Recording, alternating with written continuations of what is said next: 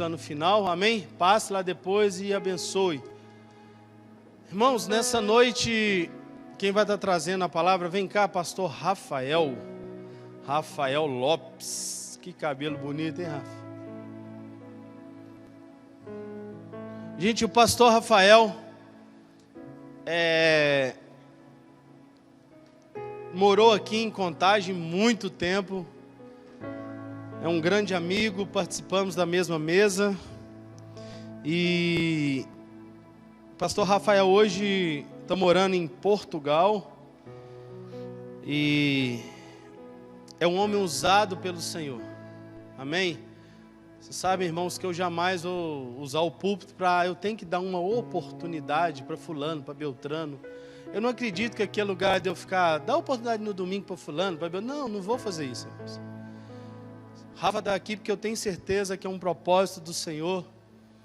E que nessa noite o Senhor possa usar a tua vida para falar aos nossos corações. Amém? Estenda suas mãos para cá. Senhor, em nome de Jesus, Pai, toma a vida do Rafa, Deus, no teu altar.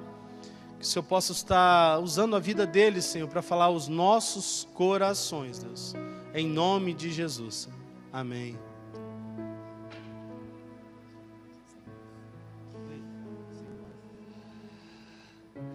Boa noite, igreja. Paz do Senhor. Amém. Glória a Deus. Estou realmente muito feliz de estar nessa casa. Há 3 anos eu fui enviado, eu, minha esposa, minhas 2 filhas, fomos enviados como missionários para a nação portuguesa. E há 2 anos atrás, o Senhor ele começou a incomodar o meu coração para me reaproximar dessa cidade que também é minha, que é Contagem. Sou mineirinho de Belo Horizonte, mas eu deixei essa cidade há vários anos atrás. Debaixo de uma palavra do Senhor, nós fomos morar em Santa Catarina, Itajaí. Moramos lá 12 anos e de lá fomos enviados a Portugal. E o Senhor, o Espírito do Senhor, Ele tem impelido o meu coração a estar junto nesse tempo.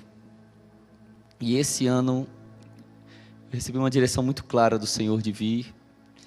E eu entrei em contato com o Ronaldo, falei, cara, eu quero te visitar, eu quero estar junto com você. E ele me deu a honra de estar aqui compartilhando a palavra com a igreja essa noite. Amém? Eu creio no plano de Deus para a cidade de Contagem. Em outubro de 1999 eu mudei para Contagem. A Priscila sabe, minha prima, cadê? Não sei se ela lembra. Assim que eu cheguei em Contagem, o meu coração estava ardendo para ver essa cidade salva. Eu lembro que eu fui estudar na mesma escola que ela. A primeira coisa que eu perguntei foi: tem algum grupo que se reúne aqui? Alguém que a gente começar a fazer alguma coisa nessa escola, ali na Helena Guerra? Ela já me apresentou 2 ou 3 assim, jovens que queimavam por Deus. E nós começamos a queimar naquela escola. Desde aquele tempo, há um desejo no meu coração de ver Contagem, de ver essa cidade ser transformada pelo Evangelho do Reino de Deus. E eu creio que o Senhor está realmente realizando algo extraordinário nesses dias. No momento que o Ronaldo me trouxe para cá hoje de manhã, e ele começou a caminhar comigo aqui, me apresentar esse lugar, o meu coração já começou a tremer, porque eu falei assim, eu vejo o Senhor desenvolvendo algo para transformar essa cidade. Eu vejo o Senhor num processo de realizar uma coisa que não vai simplesmente ajuntar crentes. Amém? Vocês estão comigo? Mas vai produzir uma transformação nessa cidade. Talvez você já tenha ouvido essa expressão, provavelmente você já ouviu. Que a menor visão de Deus não é uma igreja local, mas é uma cidade. E normalmente quando a gente ouve essas frases de efeito, a gente, glória a Deus. Mas é mais importante que você entenda do que você aplauda. Amém? Você está comigo? Eu não sou pregador carente, eu não preciso do teu elogio. Amém? Estou aqui debaixo do encargo do Senhor e o meu desejo, o meu anseio, o meu gemido é para que nenhuma semente que for lançada nessa noite se perca, para que o inimigo não roube a semente da palavra, fazendo com que nós não venhamos entender, porque aquilo que você não entende é roubado de você. Então você precisa receber isso com a mente aberta e com o coração faminto por Deus, para que essa palavra que é poderosa venha gerar a transformação necessária. Nós precisamos entender e não apenas vibrar com as palavras. A igreja brasileira é muito vibrante, isso é muito bonito. Todo gringo gosta de vir pregar no Brasil por causa disso. E depois que eu fui morar em Portugal, eu passei a gostar mais de pregar no Brasil. Porque você sente falta dessa vibração da igreja brasileira. Só que é realmente importante, mais importante que nós venhamos entender do que vibrar. Porque o que você entende, você desfruta, você sai desse lugar e você coloca imediatamente em prática. O que você não entende, você se levanta dessa cadeira, você sai desse lugar e o maligno te rouba a semente. E nada muda. A menor visão de Deus é uma cidade. O Senhor, Ele fala a igreja de Contagem. O Senhor, Ele fala a cidade de Contagem. Ele tem um projeto com Contagem. Amém? Nós estávamos conversando sobre isso hoje, mais cedo. Falei assim, o plano de Deus não é com a igreja A, B ou C. O plano de Deus não é com o ministério A, B ou C, com o pregador A, B ou C. O plano de Deus é com uma cidade. O plano de Deus é com uma nação. E Ele tem um desígnio para a cidade de Contagem. E nós precisamos abraçar essa realidade. Nós já estamos incluindo. E conduzir Contagem ao lugar que o nosso Rei, o Rei dos Reis e o Senhor dos Senhores deseja que essa cidade esteja. Não podemos nos conformar com nada menos do que isso. Amém? Vocês estão comigo? Eu estava conversando hoje de manhã e nós estávamos falando da diferença entre a igreja local e o local da igreja. Quando Jesus estabeleceu a sua igreja, nós vamos falar mais sobre isso hoje. O Senhor, a estratégia de Jesus era estabelecer igrejas locais, assembleias locais, comunidades locais, para que de cidade em cidade, vila em vila, de país em país, Ele tivesse o seu povo sacerdotal, cuidando dos assuntos do reino e trazendo a vontade do céu, o reino dos céus, trazendo os céus para a terra. Mas os homens construíram prédios, e esses prédios se tornaram pontos de encontro da igreja. Então a igreja deixou de ser a igreja local e passou a ser o local da igreja.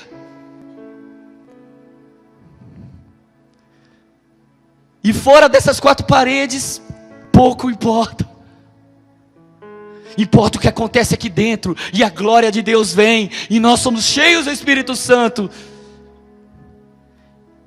Ficamos felizes, depois saímos dessa porta com apenas um desejo no nosso coração: o próximo culto, a próxima conferência, o próximo momento de adoração no local da igreja. Só que o local da igreja é o mundo. Amém? O local da igreja é o mundo. Jesus enviou seus apóstolos ao mundo. Não mandou que eles construíssem um lugar para eles. Ele diz: vão ao mundo, ide por todo o mundo, pregai o evangelho a toda criatura. Eu vos envio ao mundo, eu vos envio como ovelhas no meio de lobos. Até pode ter uns lobos aqui dentro, mas não era essa a ideia de Jesus. A ideia de Jesus é que nós estivéssemos no meio deles.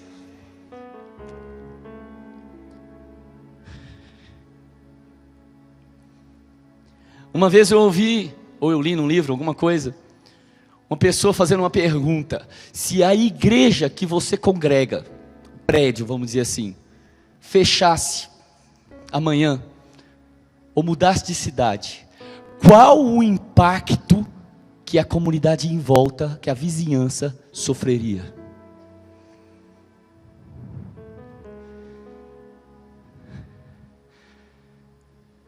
Porque se a igreja é local, lembra o que aconteceu com Sodoma quando Deus tirou a igreja dele de lá? Lembra o que teria acontecido com Sodoma se tivesse 10 justos na cidade? Isso é igreja local. Isso é o impacto da igreja na localidade. Agora, o local da igreja não faz diferença, às vezes até incomoda a vizinhança no mau sentido, só. Aí fala: ah, graças a Deus que aquele povo saiu daqui, para de fazer barulho, me atrapalha meu sono. E acabou, esse é o impacto.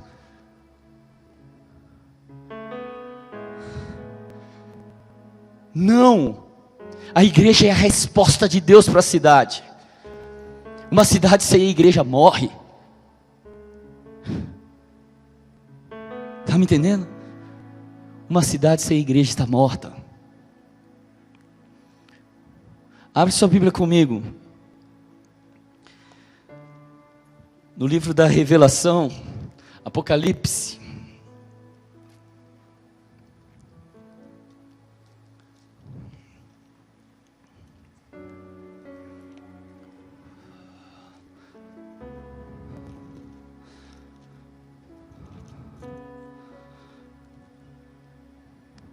Apocalipse capítulo 2.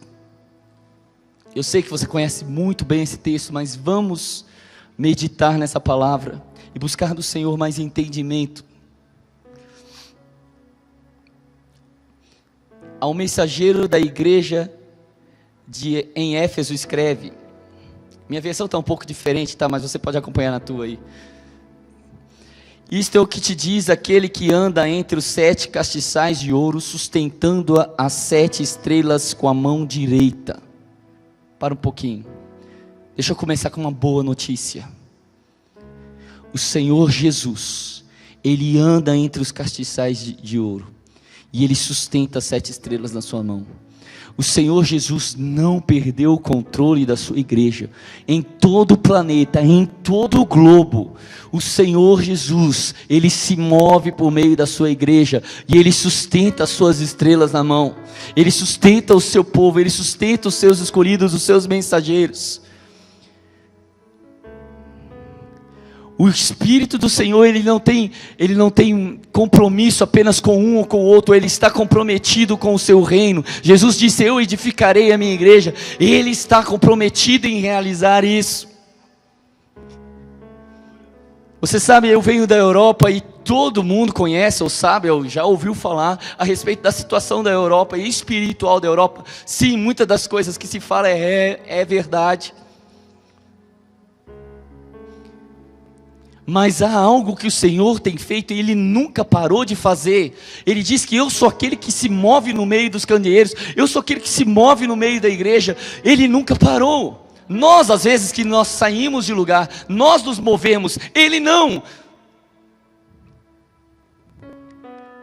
Há sempre focos de avivamento. Onde houver fome, onde houver sede, o Senhor está ali. E eu venho dizer que há fome no mundo, há muita fome no mundo. A frieza mas há fome. E eu tenho visto o Senhor mover de forma extraordinária. Mas, sabe, uma coisa que me incomodava muito quando eu morava aqui mesmo em Contagem, a gente recebia muitos pregadores gringos por aqui. E me incomodava que todo pregador que chegava de fora, dos Estados Unidos, né, de onde vinha, ele chegava sempre com aquela conversa: ah, igreja brasileira, vocês estão em avivamento, vocês são extraordinários. E eu ficava incomodado com aquilo. Eu falei assim: ah, você não conhece a igreja brasileira, você está chegando, é porque o povo faz barulho, você acha que isso é avivamento? E eu ficava muito crítico da igreja, né? Graças a Deus que aqui não tem mais isso, né?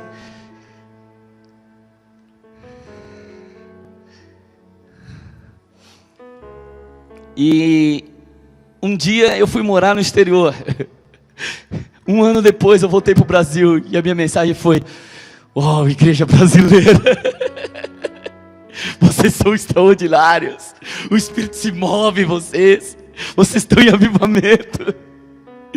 Sabe por quê? Porque é verdade. Eu venho de uma nação onde há menos de 1% de evangélico, um continente que precisa ser reevangelizado, que tem nome de vivo, mas está morto, onde o cristianismo nasceu. Nós lemos as histórias dos avivamentos da Inglaterra, da Alemanha, de todos os lugares, e não há mais nada lá.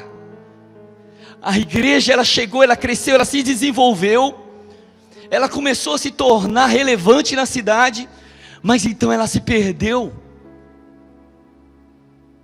Ela se perdeu.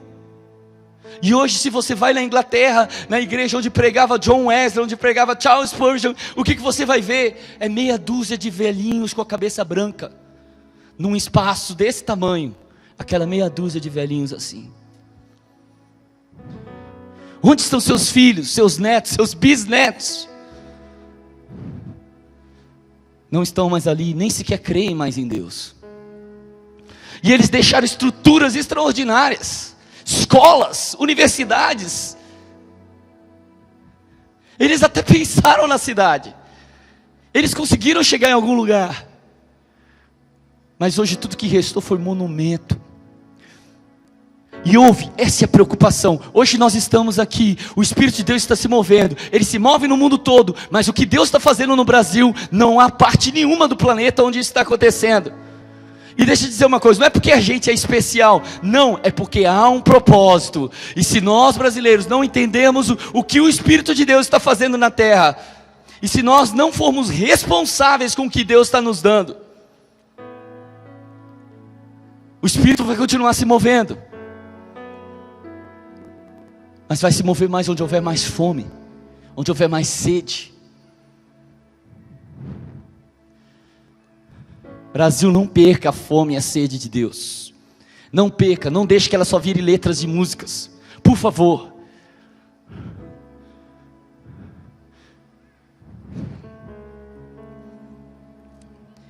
Deixa eu continuar o texto, senão não termino ele.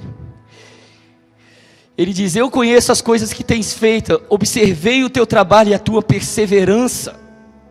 Sei que não podes tolerar os maus, que soubeste pôr à prova os que se dizem apóstolos e não o são, verificando que são mentirosos. Tens perseverança e tens sofrido por minha causa sem te cansares. Se esse texto, se essa carta terminasse aqui, ninguém jamais abriria Apocalipse 2 para poder dar exortação. Correto? É a igreja perfeita. Ela tem trabalho, ela tem perseverança, ela está trabalhando por muito tempo. Ela é incansável, ela é imparável. Ela tem boa teologia, boa doutrina, ela consegue discernir quem Deus enviou de quem Deus não enviou. Ela é aprovada, suas obras estão sendo aprovadas aos olhos do Senhor. Uma igreja que quer ser relevante para a cidade é uma igreja de obras, é uma igreja de trabalho, é uma igreja incansável. Mas aí Jesus faz um alerta.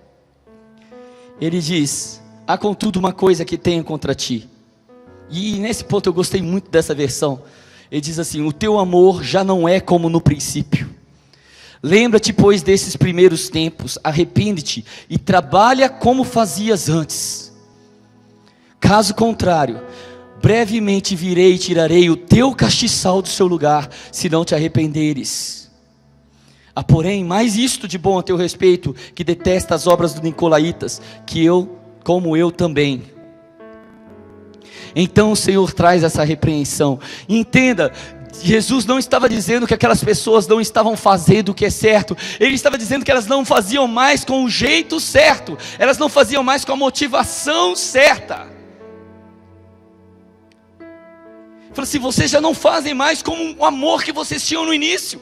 Vocês têm obras e elas são extraordinárias, o trabalho de vocês está impecável. Porém, se vocês não se arrependerem e voltar a fazer, voltar a trabalhar, você vê, ele não está repreendendo o trabalho, ele está mandando eles voltar a trabalhar, mas voltar a trabalhar do jeito que vocês faziam no início. Se vocês não retornarem nesse lugar, nesse primeiro amor, Então eu virei, eu vou retirar o meu candeeiro no meio de vocês. Deixa eu te dizer uma coisa, essa carta foi escrita a Éfeso. Se você for hoje, Éfeso fica no país da Turquia. Turquia, mesmo país de Paulo, o apóstolo. Primeira viagem missionária de Paulo foi toda na Turquia. E fizeram muitos discípulos naquela cidade. Éfeso era a capital da província da Ásia Menor, fica ali na Turquia. E aquele lugar se tornou um centro de evangelização de todo aquele território. No livro de Atos é o país mais evangelizado. Hoje são 0,0001% de cristãos. 0,0001. É um país muçulmano. E Éfeso? Éfeso não existe mais. Entende a gravidade disso? Éfeso não existe mais. Nem a igreja, nem a cidade. Se você for hoje a Éfeso, é um sítio arqueológico. Só sobrou ruínas.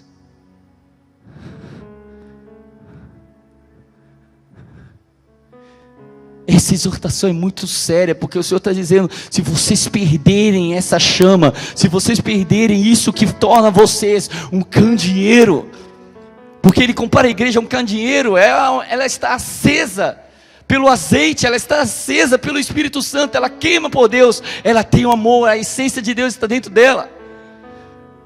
Se vocês perderem isso, e ficarem apenas com as obras, se vocês confiarem mais na sua sabedoria, na sua inteligência, se vocês confiarem mais na sua tecnologia, na sua capacidade, se vocês esquecerem qual é o combustível, se vocês esquecerem qual é a motivação, se vocês não arderem por Deus,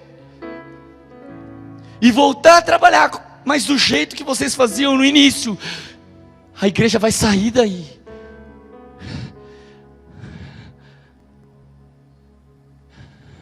E o que mantém a cidade viva é a igreja.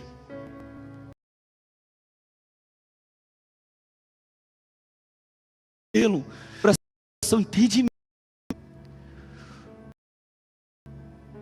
para que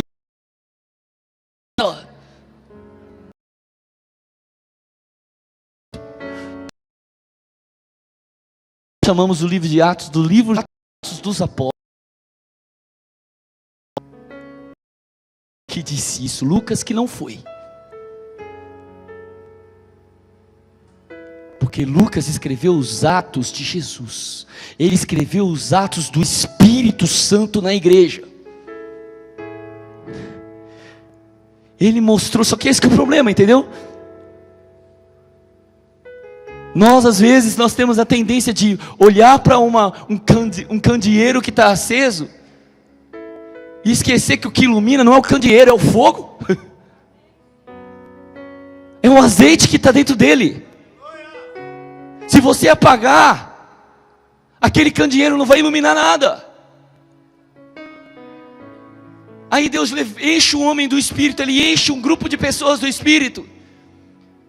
E essas pessoas são levantadas como um candeeiro que é levantado, e nós começamos a falar, uau, que candeeiro extraordinário.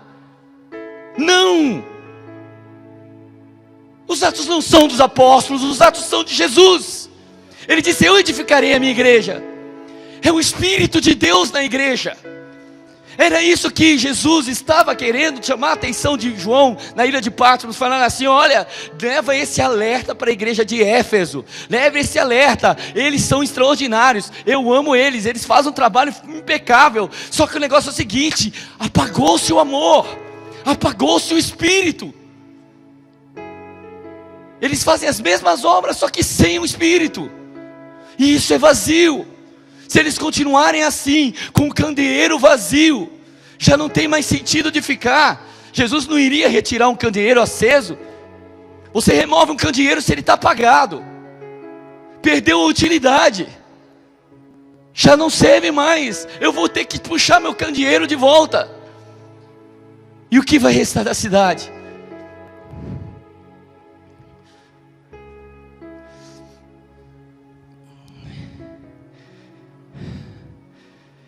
Então no versículo 7, Jesus faz uma promessa, ele diz: quem pode ouvir, ouça o que o Espírito diz às igrejas. E hoje o Senhor clama mais uma vez: quem pode ouvir, quem tem ouvidos para ouvir, ouça o que o Espírito diz às igrejas. Ouça e obedeça, ouça e coloque em prática o que o Espírito diz às igrejas. Ao que vencer, darei a comer do fruto da árvore da vida que está no paraíso de Deus. Eu acho extraordinário, porque aqui o Senhor está falando de um retorno ao início. Do retorno ao início. Do retorno à árvore da vida. Se você lembrar, você abrir a sua Bíblia lá no livro de Gênesis, no capítulo 1, você vai ver uma coisa extraordinária acontecendo. Você vai ver: no princípio criou Deus os céus e a terra, e a terra estava ou tornou-se sem forma e vazia, e o Espírito de Deus se movia sobre a face das águas.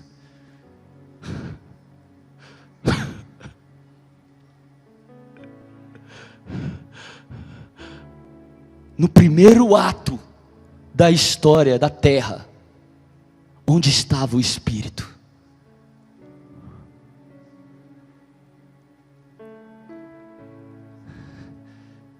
Sabe, às vezes nós dizemos: eu tenho uma missão, eu tenho uma missão. Eu até entendo o que você quer dizer com isso, mas a missão é de Deus. O primeiro que estava lutando pela terra era o Espírito Santo. Ele estava aqui. Há uma conexão entre o Espírito de Deus e a terra. Ele estava lutando com a face das águas. Ele estava lutando com uma terra informe. Ele estava lutando para conceber algo aqui, para gerar do caos um jardim.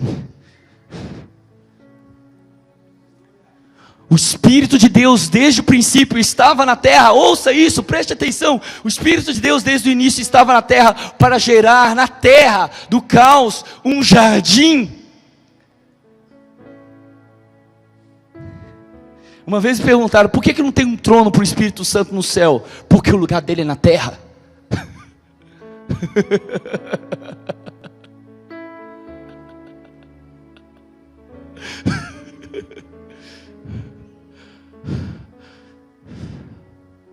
E ele começou a operar essa obra. Enquanto Deus falava, o Espírito de Deus formava algo nessa terra. Você vê que cada coisa que foi criada dentro desse cenário. Nada foi feito sem o Espírito Santo. Nada foi feito sem o Espírito de Deus. Não é propósito de Deus que o homem caminhe nessa terra sem o seu Espírito. Não é propósito de Deus que hajam escolas nessa terra sem o Espírito de Deus. Não é propósito de Deus que haja governo nessa terra sem o Espírito de Deus. Não é propósito de Deus que haja arte nessa terra sem o Espírito de Deus. Não é propósito de Deus que haja nenhum tipo de ação nessa terra sem o Espírito de Deus.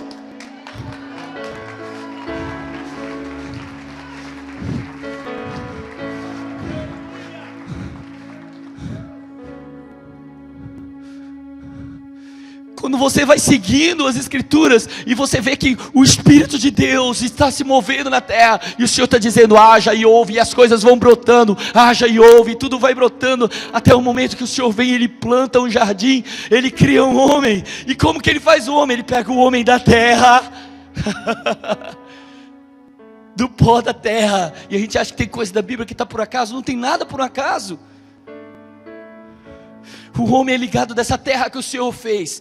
Então o Senhor sopra o seu Espírito no homem. A vida do homem é o Espírito de Deus. Preste atenção: o homem sem o Espírito está morto. Ele é a nossa fonte de vida.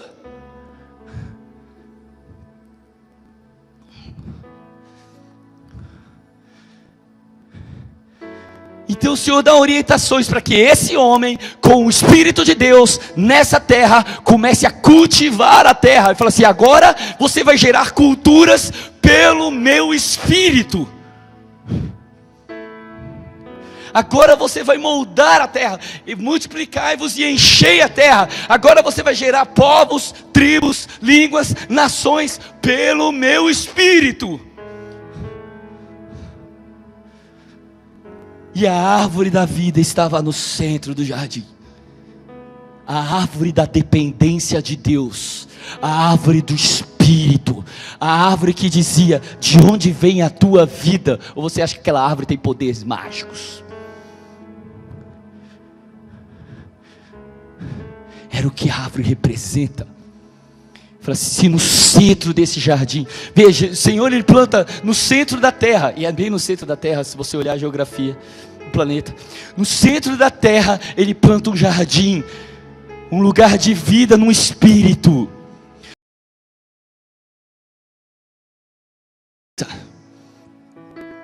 Em comunhão comigo. Não há como. O Senhor diz: se nós nos arrependermos o suficiente o Senhor escreveu essa carta à igreja de Éfeso, e se você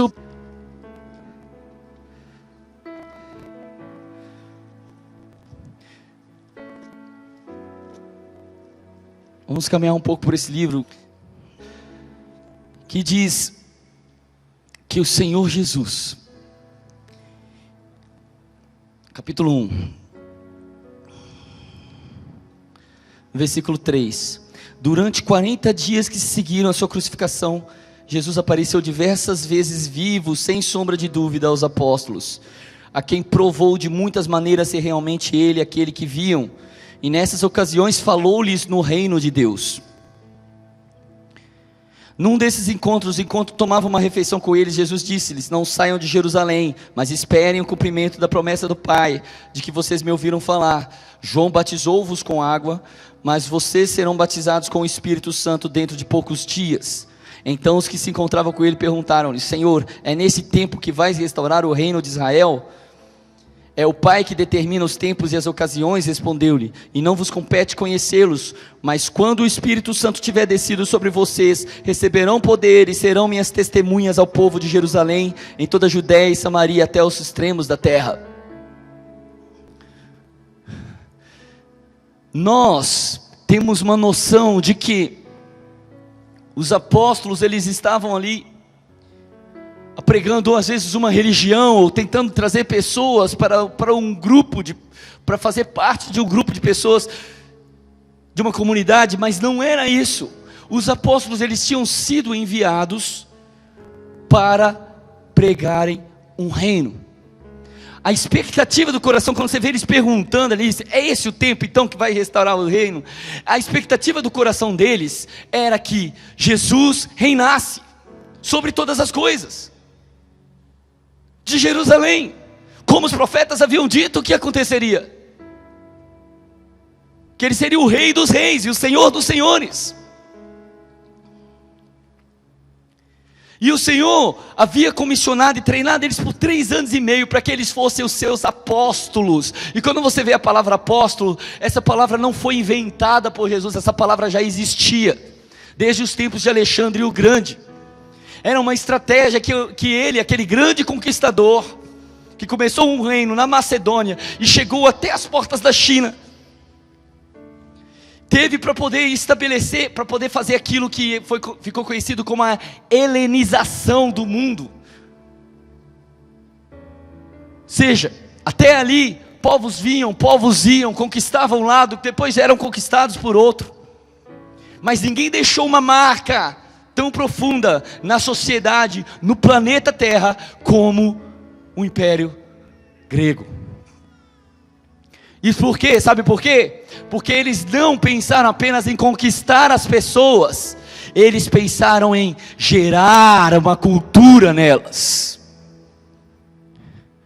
trazer a sua cultura para dentro. Então Alexandre, que era um estrategista extraordinário, talvez o maior que já existiu, ele pensou: como que eu vou cuidar de um reino tão vasto que ele queria conquistar o mundo todo? E falou assim: já sei, eu vou enviar apóstolos.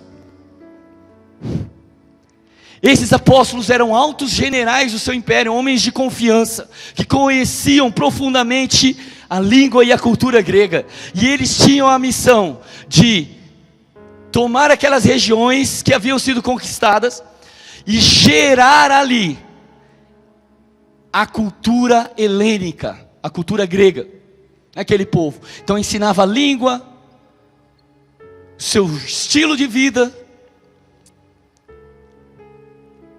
Estão comigo? E esse modelo foi replicado pelos romanos, que construíram um império imenso, que tomou quase toda a Europa, o norte da África e a Palestina. E eles usavam a mesma estratégia de colocar apóstolos em cada região, para latinizar o mundo. E é por isso que hoje nós falamos essa belíssima língua portuguesa, ou brasileira, que é uma variação do latim. Porque um dia, esses romanos enviaram seus apóstolos a Portugal, ao território de Portugal, a Península Ibérica, e começaram ali a ensinar a sua cultura, a sua língua, a sua religião, o seu modo de vida. Estão comigo? Então quando Jesus vira para eles, fala assim: eu vou separar os meus apóstolos. Em nenhum momento os discípulos estavam pensando em religião, gente. Em nenhum momento, isso não existia. Não havia conotação religiosa nesse termo na época. Bem como não havia conotação religiosa no termo igreja. Quando em Mateus 16, o Senhor Jesus usa pela primeira vez a palavra igreja, Ele retira os seus discípulos, Ele sai um pouco do território, vai até a extremidade do território de Israel, tem um tempo só com eles, e começa a fazer aquelas perguntas que nós conhecemos: quem o povo diz que eu sou? Alguns dizem: uns acham que você é João Batista, acho que você está aqui para poder realmente denunciar aqui a corrupção, denunciar a injustiça, acho que você é Karl Marx. Aí outros falam: tem outros que acham que você é Elias, o profeta poderoso, porque você faz milagres, você está aqui para fazer milagre. Não, outros acham que você é Jeremias, o profeta, ficou conhecido como profeta chorão, que você está aqui para poder chamar Israel ao arrependimento, para denunciar os pecados de Jerusalém. Ele falou: ok, mas o que vocês pensam que eu sou? O que vocês acham que eu vim fazer aqui? É isso que estava implícito: quem eu sou, o que eu vim, qual é a minha vocação, para que vocês acham que eu fui enviado por Deus? Você acha que eu sou um revolucionário social? Tem gente que acha isso até hoje, infelizmente. Vocês acham que eu sou o cara que veio operar milagres? Também tem gente que acha isso até hoje. Vocês acham que eu sou o cara aqui que vai fazer uma reforma religiosa? Aí Pedro, cheio do Espírito, vira e fala: tu és Hamashiach, tu és o Cristo, o Filho do Deus vivo. Para a gente entender melhor a importância dessa declaração, que fez Jesus exultar de alegria, falou: uou, ah Pedro, desculpa, mas essa não foi você não tem capacidade para tanto. Essa foi meu pai, ele passou a cola, com certeza, porque ele identificou ele como Hamashiach. O que ele estava dizendo é: você é aquele que nós esperamos, o filho de Davi, o descendente prometido, o ungido, o rei, aquele que vai reinar sobre Israel e sobre todas as nações, o cumprimento da profecia do Rei dos Reis.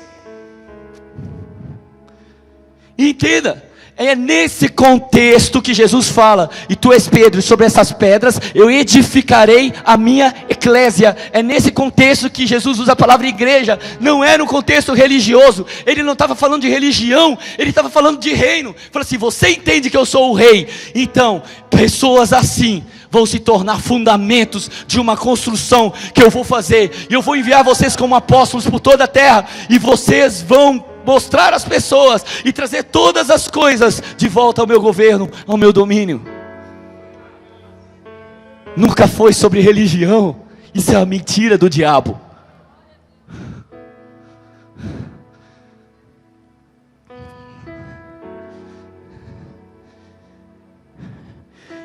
Estão comigo?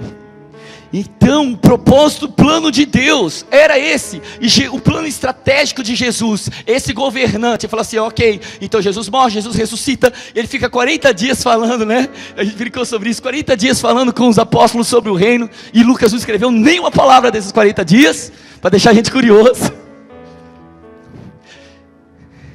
Então no final os apóstolos estão exultantes, ansiosos, falando assim: então é agora, né? Agora vai, né? Chega de cruz, acabou esse negócio aí, agora é a hora, né? Aí Jesus dá mais um aguenta neles, fala assim: olha, não fica preocupado, calma a ansiedade aí, tá bom? Vocês nem sabem que vocês vão sofrer ainda, fica de boa. Fica tranquilo que vocês vão morrer tudo, fica tranquilo. Não vou dar spoiler não. Mas vocês vão receber poder ao descer sobre vós o Espírito Santo, dunamis, poder explosivo, o poder do Espírito Santo, e vocês vão ser minhas testemunhas, tanto em Jerusalém, Judeia, Samaria, até os confins da terra. Jesus deixou bem claro desde o Espírito, desde o início, que não tem como ser apóstolo, não tem como ser igreja, sem o Espírito Santo. O nosso trabalho, ainda que seja social, ele não é meramente social, porque ele vem da árvore da vida, ele vem com o Espírito. E se não é com o Espírito, está fadado a morrer, e um dia só vai sobrar ruínas como Éfeso. Eu moro em lugares assim, eu caminhei em lugares que eu não conseguia parar de chorar. Por quê? Porque isso é a Europa hoje. A terra dos nossos pais, o continente dos avivamentos, a terra dos reformadores, onde passaram os apóstolos. E o que é lá?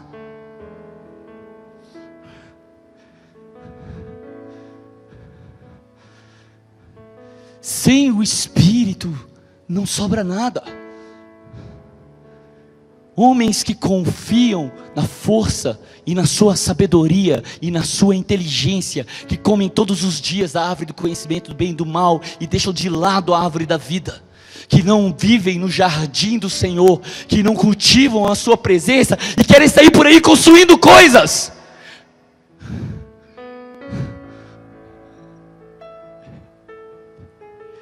Por favor, Contagem,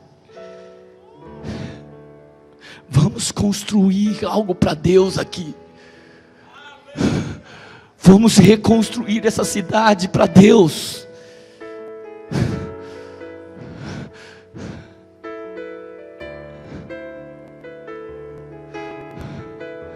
Vamos fazer isso pelo poder do Espírito Santo.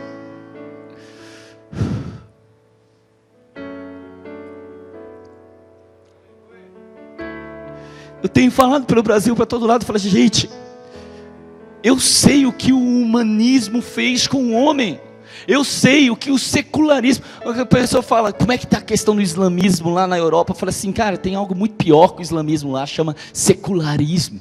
Já tomou as escolas, as universidades, a vida das pessoas, as famílias. Você fala com um jovem de 14 anos sobre Deus, ele olha para você com cara de reticência. Ele: Deus, quem?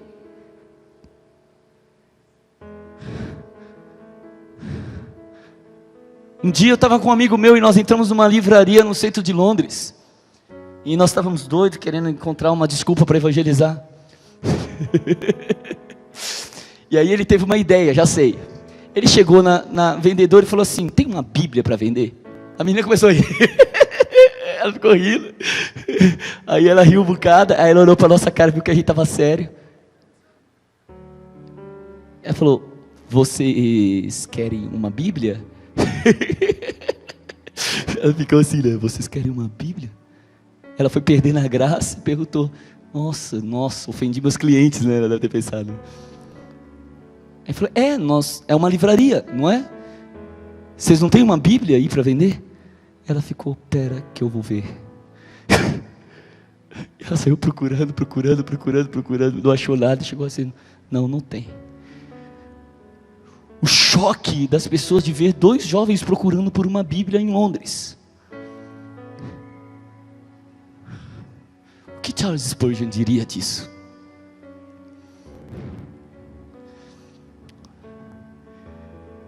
Que o Brasil não siga por esse caminho.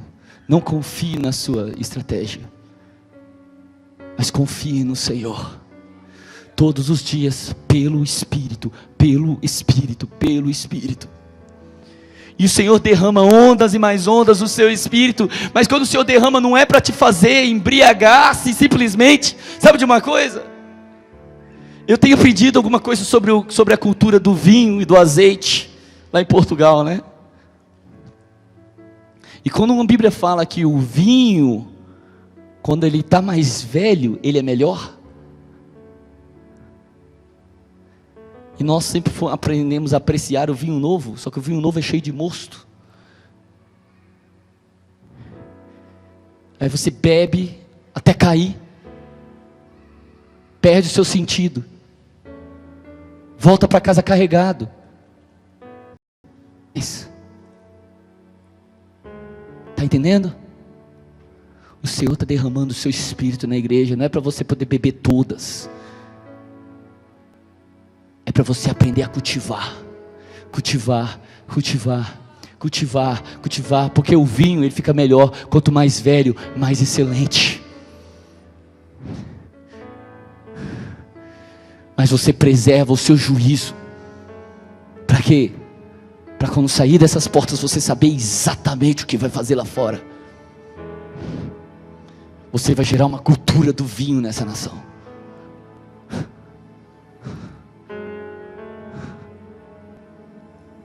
E o vinho é o Espírito Santo. E mais uma vez nós retornamos para esse lugar em que o Senhor nos chama a cultivar diariamente esse vinho. Eu sei que Deus tem um plano extraordinário para a Contagem. Eu saí daqui, foi nessa cidade que o Senhor falou coisas para mim, a respeito do meu futuro, que Ele me levaria às nações, que Ele me levaria à Europa, que Ele me levaria, e hoje eu estou lá, e quando eu volto para cá, para dizer uma coisa para vocês, para assim, você tem uma palavra para as nações, essa igreja tem uma palavra para tocar toda a terra, acredite nela, mas deixa eu te dizer uma coisa, o vinho velho é excelente, amém? Espera aí, faltou amém agora, amém? Faça dessa cidade um celeiro de missões. Faça dessa cidade algo extraordinário, para que não envie um ou outro, mas para que uma grande inundação possa sair daqui no futuro. Mas transforme essa cidade em fonte de riqueza e poder para transformar as nações da terra. Nós estávamos conversando a respeito do propósito de Contagem, o que era Contagem, né? E a ligação de Contagem, aqui era onde se separava o que ia para a coroa portuguesa. Eu falei, uau, eu fui separado aqui para Portugal. Tem algo nessa cidade. Deus vai separar para as nações. Sim, Ele vai separar. Mas deixa eu dizer uma coisa, aqui é um lugar para poder, nós precisamos enriquecer essa cidade, nós precisamos transformar essa cidade, nós precisamos encher isso do Espírito Santo, cada área dessa cidade. Nós não podemos nos conformar com violência, nós não podemos nos conformar com uma educação, com uma saúde precária. Hoje nós estávamos no hospital visitando uma irmã e falávamos sobre a situação da saúde e Contagem. Não, pelo Espírito Santo nós podemos fazer muito mais. O Espírito estava no início gerando no caos o jardim, Ele estava no deserto, gerando no deserto uma sociedade, uma nação para o Senhor. E Ele está nessa cidade, Ele está sobre ti, Ele está sobre nós, para gerar em Contagem algo que seja glorioso para Deus, que não vai parar aqui, vocês não vão nem conseguir segurar, nem se tentar.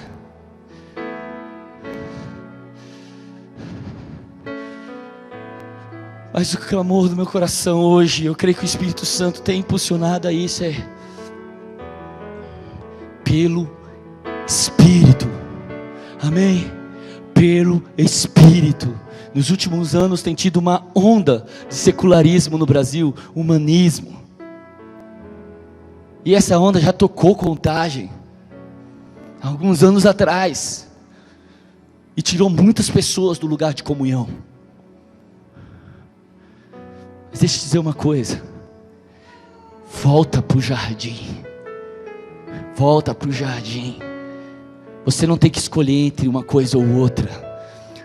Você não tem que escolher entre Maria ou Marta. Para com isso. Volta para o jardim. Porque é dali que o Senhor te chamou para cultivar as nações, a terra. É pelo Espírito Santo, pelo poder do Espírito Santo, pela comunhão constante, permanente com Deus, é que um homem é capaz de fazer a obra do Senhor, seja ela qual for. É pelo Espírito Santo que o homem é capaz de construir uma cidade.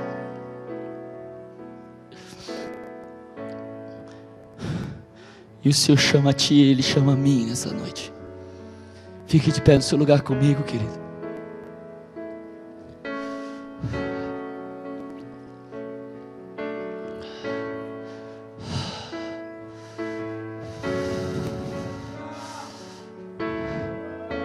Quero chamar aqui na frente pessoas que querem voltar a queimar por Deus. Vamos lá. Queimar com intensidade. Queimar com intensidade por Deus.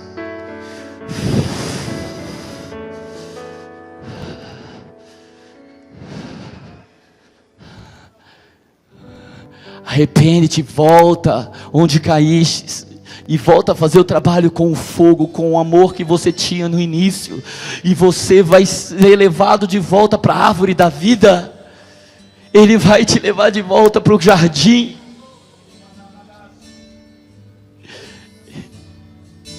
E Contagem ainda está para ver o que homens e mulheres, jovens e crianças cheios do Espírito Santo vão fazer no seu território.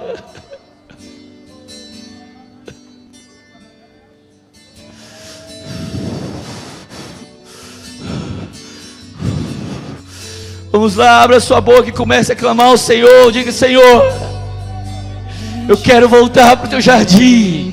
Eu quero voltar para o jardim. Eu quero voltar para o jardim. Eu quero comer da árvore da vida. Eu quero abandonar a árvore do conhecimento do bem e do mal. Eu quero queimar por ti mais uma vez. Eu quero queimar por ti mais uma vez. Que caia o teu Espírito. Levante sua voz e clame a Ele. Você sabe como fazer isso. Você já fez muitas vezes. Faça de novo. Você conhece o caminho de volta. Volte por Ele. Volte por Ele. Volte por Ele, Contagem. Volte, Contagem.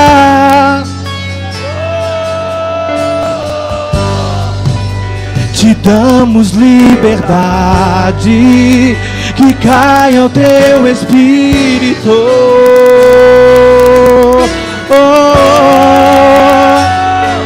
E vem fazer o que nenhum homem fez. Vem fazer o que esta cidade nunca viu. Vem cumprir o descrito em Joel. Aviva-nos, aviva-nos. Vem fazer o que nenhum homem fez. Vem fazer o que esta cidade nunca viu. Vem cumprir o descrito em Joel. Aviva-nos. Vamos, vamos, vamos, vamos, vamos.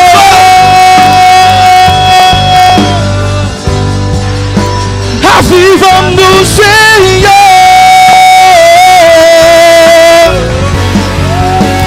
Aviva-nos, Senhor. Aviva-nos, Senhor.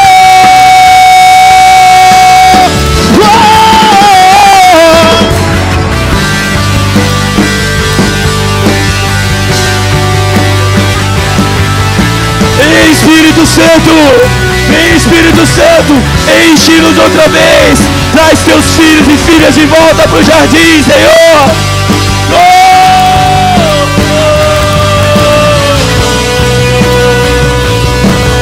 A terra clama. A terra chama, chama, chama. E mais uma vez.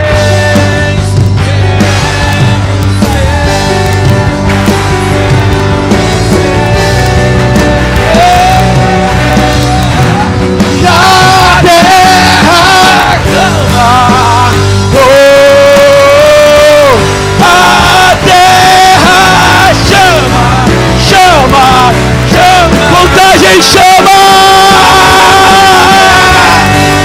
Queremos ver o céu descer. A terra clama. A terra chama, chama, chama. E mais uma vez.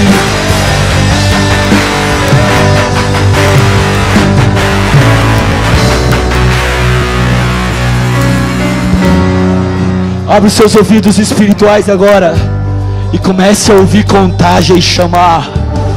Contagem chama, chama. Deixa a Contagem chamar os seus filhos. Ouça a Contagem chamar os seus filhos.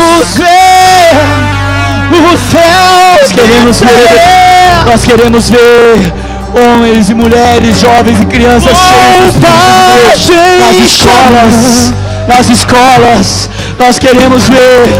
Nós queremos ver. Nós queremos ver jovens queimando por Deus nas escolas. Sim. Queremos ver salvação, libertação, curas. Queremos ver a sabedoria de Deus inundando toda a sociedade.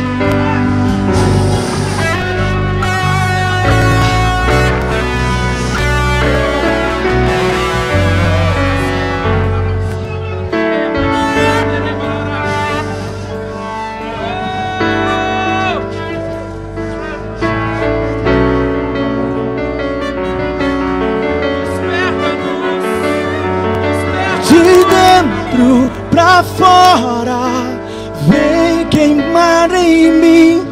De dentro pra fora, até me consumir. De dentro pra fora, vem queimar em mim. De dentro pra fora, até me consumir. De dentro queimar em mim.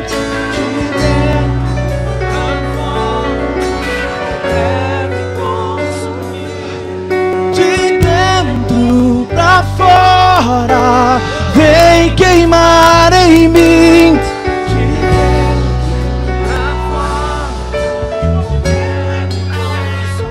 Lembra aí, em Atos capítulo 6. Em Atos capítulo 6. Você via uma igreja centrada na oração e na palavra.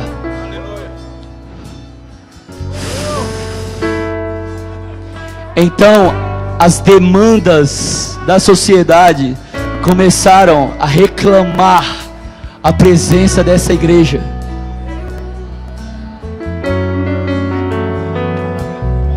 Mas aqueles primeiros apóstolos, homens cheios do Espírito Santo, eles discerniram que eles não poderiam trocar uma coisa por outra. Eu vejo a igreja brasileira alternando entre uma vida no Espírito e uma vida social, uma vida social, uma vida no Espírito, vida social. Sou pentecostal, sou reformado, reformado, pentecostal, pentecostal, reformado. O Senhor não nos chama para alternar entre uma coisa e outra. O que o Senhor quer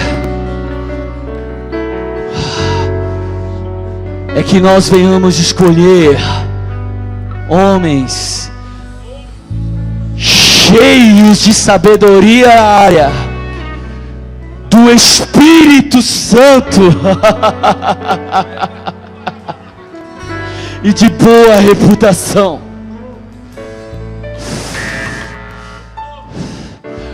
Homens cheios de sabedoria na área do Espírito Santo de boa reputação. Era o pré-requisito para se distribuir cesta básica. Era o pré-requisito para se fazer trabalho social. Ser cheio do Espírito Santo, você precisa entender isso. A obra que Deus quer fazer nessa cidade, o comércio dessa cidade vai ser transformado por homens cheios do Espírito Santo. Você precisa entender isso. A educação dessa cidade vai ser transformada por homens cheios do Espírito Santo, que não alternam entre uma coisa e outra, que não ficam entre dois pensamentos, mas que sabem ser cheios do Espírito Santo e aplicar toda a sua sabedoria para a área e ter boa reputação. Por quê? Para que não haja escândalo.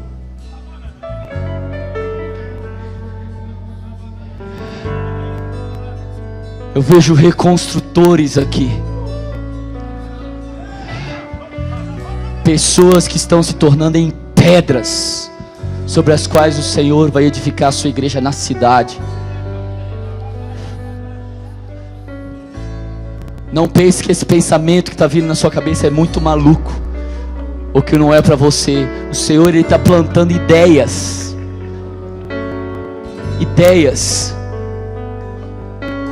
e você vai fazê-la, mas com compromisso de não dar nenhum passo sem ser cheio do Espírito Santo. Porque um homem sem o Espírito é pó.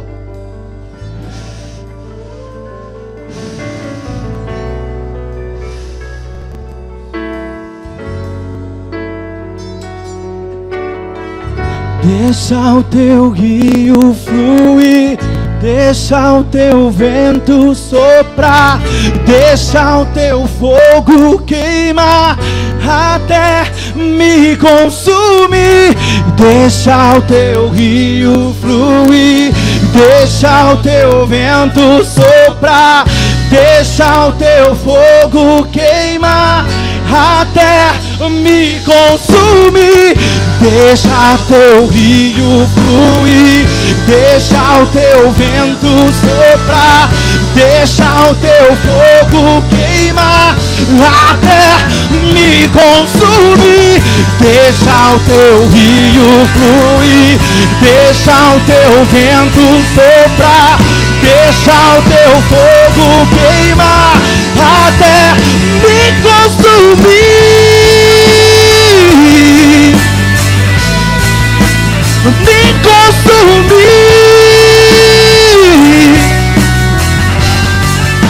me consumir.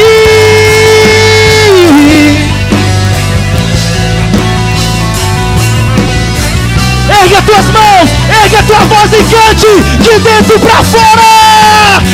E de dentro pra fora, vem queimar em mim. De dentro pra fora, até me consumir. De dentro pra fora, vem queimar em mim. De dentro pra fora, até me consumir.